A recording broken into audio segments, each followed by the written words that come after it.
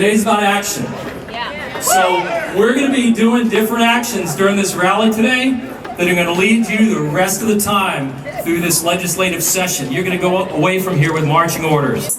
We need the people who work in this place to fix the broken property tax system, to make sure that every student, not just in Austin, but across the state of Texas, have the same opportunities that we want for them. The legislature must provide more funding to our schools and must reform the system so that school funding reflects the true cost of educating our children. But there are critical needs in our public schools, and the time to fund those has come and gone. We need action now. Every square inch of the state falls inside some school district or another. There is not a student who can't walk into their local school and demand an education, no matter their race, no matter their nationality, no matter their disability.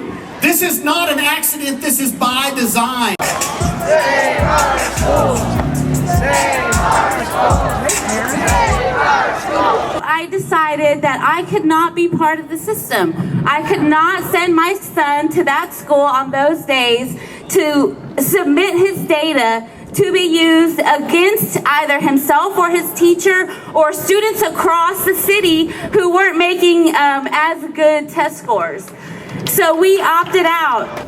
There are certain things schools teach that are not meant to be extracted and analyzed and ranked by state legislators. I have heard the stories of Areli, Maria, Rosa, Veronica, DACA-mentored teachers who live in constant fear that their DACA permit might be revoked by the Trump administration. No matter if you are a Democrat or Republican, no child should live in fear. We are in the U.S., the land of the free. It is a shame that legislators are using immigrant families and refugees as political footballs to advance their xenophobic and racist agenda. Ignorance is not a bliss in our schools. It is not a bliss, and it should not be a bliss in that building behind me. A college education is the key. It is the paramount catalyst to break the cycle of poverty.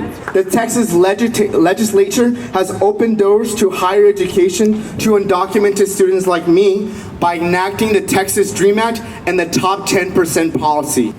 I have seen what these standardized tests have done to the minds of our children. I know that sometimes I talk to a young person and they want to know, is there one right answer to a question? We know that the world is complex. We know that the world demands creativity. We know that this world demands collaboration and opportunity for all. Standardized testing is not true learning.